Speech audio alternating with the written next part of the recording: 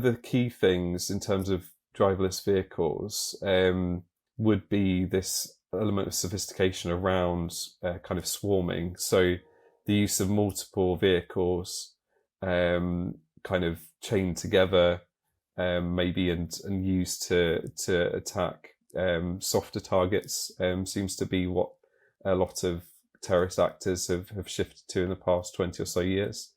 From the Times, this is The World in 10. There's a warning that fleets of AI-driven vehicles could be hijacked by malicious actors to carry out attacks. To talk us through the potential for these new technologies to be weaponized, we're joined by Dr. William Allchorn from the International Policing and Public Protection Research Institute at Anglia Ruskin University. William, welcome. Thank you for having me. This is a pretty stark warning from the UN Office of Counterterrorism. How worried should we be about the malicious use of artificial intelligence? Yeah, well, I think that it's a good warning. I think we're still in the early days of adoption, especially by kind of terrorist and malign actors. I think that in terms of threat levels, foreign and hostile state actors are probably the ones to look out for as they have more resources.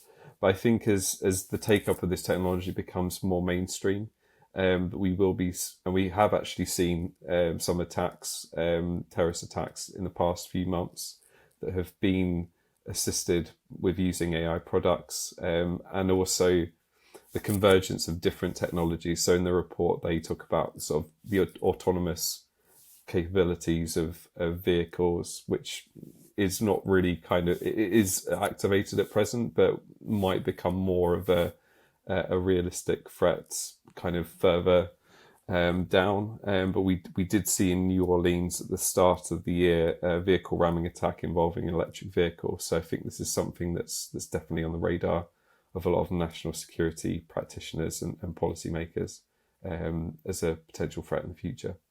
As you say, that attack at the very start of the new year in New Orleans, we seem to have very regular incidents in Europe where cars are used to attack people.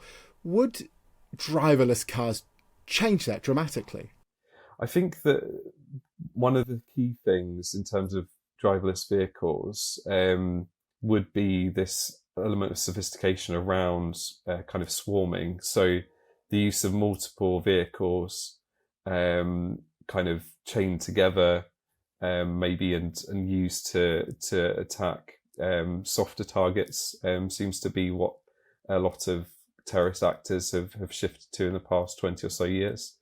So we can see that as being a kind of plausible possibility, as well as the use of drones as well, and drone technology. So the weaponization of drones is another key kind of threat vector, as it were, and being able to coordinate attacks with weaponized drones in public spaces is also something that could potentially be a security threat as well, particularly using kind of pattern-based or facial recognition technologies, and even less sophisticated use of technologies. In the UN report, they talk about these examples of someone having about 90 phones and logging onto Google Maps and using Google Maps kind of data and kind of abusing or misusing that in order to divert people to potential targets as well, and that kind of pollution of the training data, as it were, for these AI models. It's a bit more diffuse, but it's potentially something that could lead these models in a more kind of pernicious kind of direction or route. So beyond these kind of weaponizing cars, weaponizing drones, we kind of rely on this technology. We see these kind of cyber attacks happening from time to time. There was one last year on hospitals in London. These seem to be by groups who are looking for profit more than a political motive. Is this kind of disrupting of infrastructure something that extremists could be looking into? Yeah, I mean, for a while there's been a lot of talk, especially in kind of extreme right-wing circles, of attacking kind of key infrastructure. mainly as part of the broader ideology, which is called accelerationism. So this idea of kind of seeing instability within society in order to then kind of destabilize things further and seed about like a change or some sort of revolutionary aim or cause. So I think that there are scenarios that are within the realms of possibility, but such a high level of sophistication involved that it might not necessarily be within the wheelhouse of these type of threat actors. So another thing that's also been, so we can talk about attacks on infrastructure, but also the use of pattern-based AI to basically put together synthetic compounds that might be used for neurological type agents or or kind of chemical or biological weapons. That is something that is kind of science fiction dystopia. It might be kind of quite far off, as it were, but I think what we need to shift towards is towards a more kind of proactive footing, as it were, or kind of anticipatory kind of footing, especially because a lot of the regulations need to be put in place well before some of these kind of threats emerge or develop. So yeah, I think that it's something that a lot of groups in terms of attack on infrastructure that they've been talking about for a while. But the actual, because of the low sophistication of attacks that we're seeing by terrorist actors, it might not be within the kind of immediate kind of realms of possibility. So I think there's the note to be kind of aware but not necessarily alarmed is always a good kind of forewarning in this space. It's a pretty fearsome list of threats, from biological weapons to swarms of cars smashing into people, potentially using facial recognition to target certain groups of people. Who are the threat actors here? Who are the extremists, the terrorists perhaps, who might be interested in this sort of technology? Yeah, so mainly we're seeing more established kind of groups and organizations tending to use these. So in terms of drone kind of warfare, has been violent non-state actors, especially not in the UK, but mainly in kind of the Sahel region of Africa. So this is a conglomeration of groups like ISIS, Al-Shabaab, and other kind of violent non-state actors.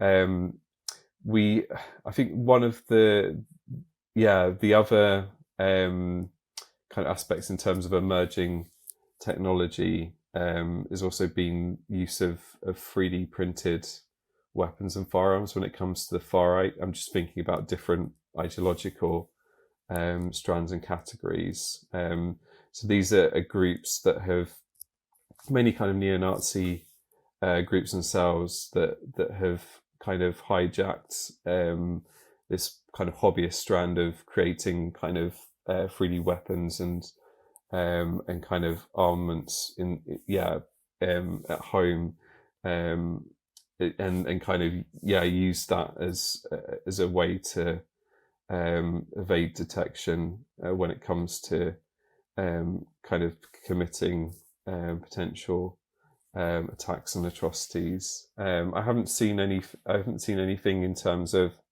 mainly it's in terms of kind of not actual kind of technology, but the preparation for attacks or radicalization. So we've seen kind of examples of where, in my own research, where I've seen kind of prescribed organizations talking about using an LLM to ask, what would we need to do in order to create this particular technology, or what would we need to do in order to kind of conduct guerrilla warfare on a particular kind of target. So we've seen some recent attacks. There was a stabbing in Finland, unfortunately at school, where the attacker was using, I think, even like ChatGPT to kind of map out and plan different attack scenarios. And we also saw it in relation to, there was a cyber truck that was, well, I don't think it was listed as a terrorist attack, but the attacker there had also used it as almost like an alternative to Google, which I think a lot of people are largely using these LLMs for nowadays. But in terms of that kind of attack planning and preparation, so yeah, it's quite a mixture between these more formalized kind of groups, but also lone actors. And just to finish, one early example of the use of AI was the Windsor crossbow attacker who was foiled. Fortunately, I think he was attempting to assassinate the late Queen. But apparently during his radicalization journey, he was talking to a chatbot that had been generated by an Islamist group, and that he found quite convincing in terms of the radicalization of his views and his kind of radicalization pathway, as it were. So yeah, those are kind of some of the groups that have been using this technology. Many of those examples that have been used so far are, as you say, they're not super sophisticated. Many of us use ChatGPT or LLMs. For these more coordinated, these more difficult, these more sophisticated attacks, would the threat actors, have to be pretty technologically savvy? Or could it become a kind of service for hire that we see with those Russian hacking gangs? Yeah, I think the level of sophistication would have to increase to such a level that they are able to, especially when it comes to autonomous vehicles, they would have to kind of develop kind of supplementary or kind of alternative technologies and modifications to these different kind of vehicles. But I mean, a lot of these technologies have millions of lines of code. It's just, I guess, I don't want to give them a tip, but it's trying to find the weaknesses within the systems themselves and jailbreaking those systems, and then using that jailbreaking technique to then insert new instructions and codes around targeting, around routes, etc., and what it can do, that can then be used to then maybe coordinate it with other vehicles in order to commit one of these atrocities or attacks. So it does require somewhat higher level of sophistication, but once that's kind of popularized or kind of known within these circles, then that kind of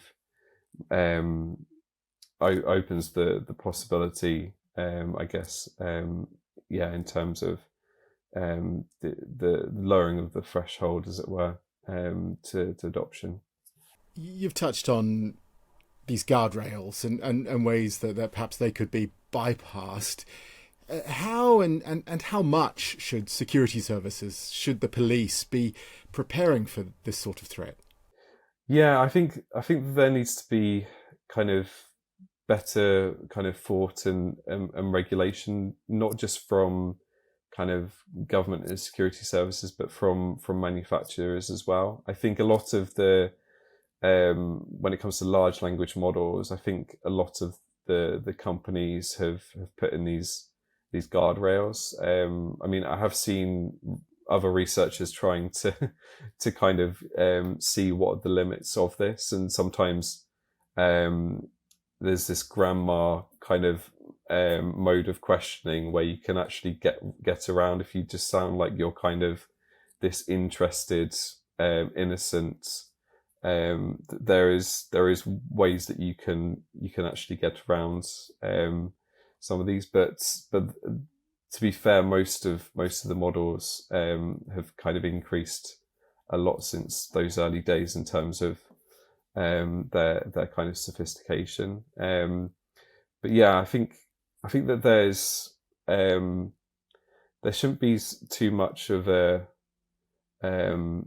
moral panic around these technologies, but it's also making sure that we're aware of the possibilities that could arise, and I think that's why the UN report was quite helpful, not just to be alarmist about it, but I think one of the kind of key conclusions of the post 9/11 Commission report was that bureaucracy hadn't really had this kind of imaginary or creative kind of a component to it, and I think this mode of kind of imagining and thinking about what seems like science fiction kind of future, whether it could become a reality, I think is definitely something for security services and professionals to think about. Through red teaming with experts and with the companies themselves, because I think sometimes the companies might not even be aware of how they can be misused, their kind of models or technologies can be misused. So I think it's greater collaboration. I think the way forward is that greater collaboration between the companies and also the law enforcement agencies as well. As you say, very early days, there have been just a handful of attacks using this kind of AI assisted tech. What is the timescale here before this is a real pressing threat? Yeah, I would say that, and this is what I said in the Times piece as well. I think in terms of things like driverless cars, conflation with other kind of technologies and using that for targeted attacks, I think that it's not in the too distant future. It's probably in the medium term. So I'd say in the next 5 to 10 years, that could be kind of a possibility in reality. Especially, I know that the UK is slightly being more restrictive in terms of the autonomous kind of capabilities of vehicles, but I guess once those become kind of legally regulated, that we might see kind of more kind of proliferation of those technologies within vehicles. They're probably there already. They probably just need a kind of a switch somewhere to be kind of fully capable. So I would say that in the next kind of 5 to 10 years we need to be looking out for this. So it's not a very kind of long way off kind of goal. I think it's something that we need to think of, and that we need to be kind of aware of and designed into these technologies in order to stop some of these more malicious kind of uses and kind of hijacking of these technologies. Dr. William Allchorn, thank you very much. Thank you.